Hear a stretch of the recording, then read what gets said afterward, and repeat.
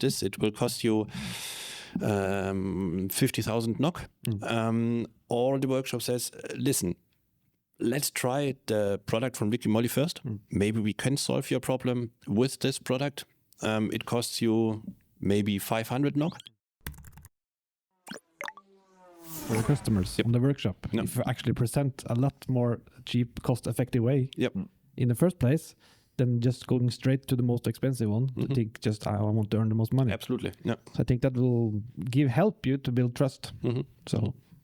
Yeah, and I totally agree because it's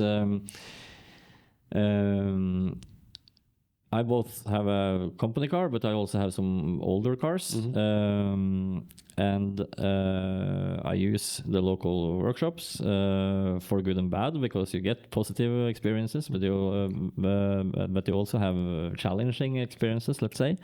And the more you feel that the workshop is actually taking care of you, and also that they kind of mind your wallet, that you don't get the feeling that they try to rob you. Now I'm talking from a customer perspective, because you are okay, either you can't do the job yourself, or you are afraid to do it, and you don't have the time, and you approach a workshop, and it can be as fun as going to the dentist.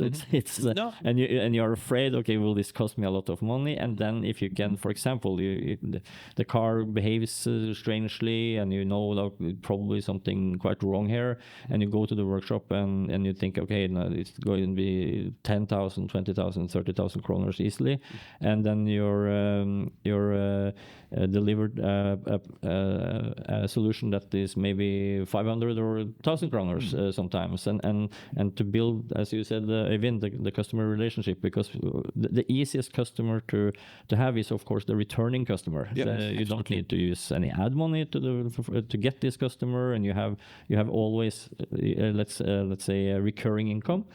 So absolutely, and on the workshop also, it's a quick job to do. You can because you can easily, let's say, bill for let's say a couple of hours, and the job maybe didn't take a couple of hours, but the car is waiting. You can maybe even do some other stuff while it's happening.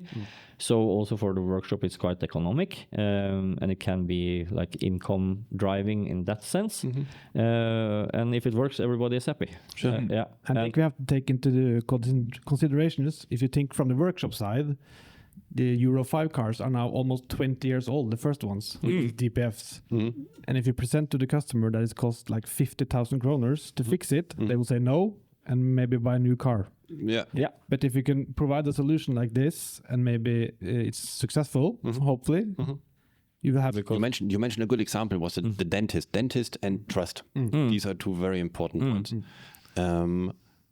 I know out there are a lot of petrol heads. They know a lot about the cars, but there are also a lot more people. For them, the car is just a piece of metal with 4 wheels and a steering wheel. So they have to trust on their workshop. And the more trust the workshop can build, the better it is for the workshop. Yes. Because they don't know that there might be an additive helping them to solve a problem.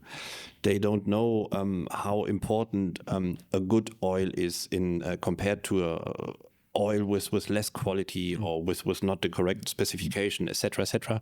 So if you go to the dentist and the dentist tells you, okay, I have to pull this teeth or give you an injection now, or I don't know, then you say, oh, okay, shit, he knows what he's talking about, so I trust him, do it. And this is the same we should achieve with a workshop. A workshop should achieve with their customers. We talked about it earlier, but we did the same with CTEC and Varta. We did a battery test competition with our workshops, and we saw that. But then the thing was that they were going to test the battery of every car that was into the garage. About 50% need charging, which you can charge money for. That's talk about the easiest money you can make, and the workshop is charged for.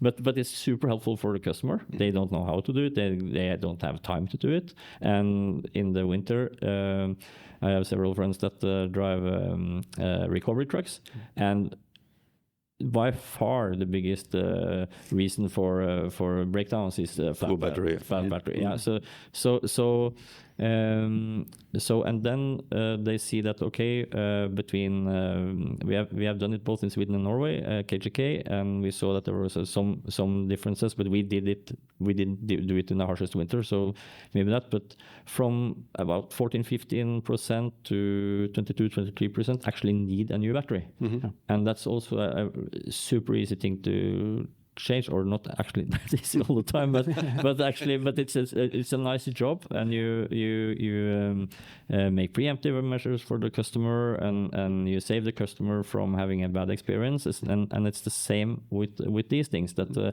if you make additives a part of your infrastructure, if you work with the customers to prolong the life of the cars, it actually is a good circle, and as you say, then they come to you for changing the brakes or clutch or whatever needs to be changed,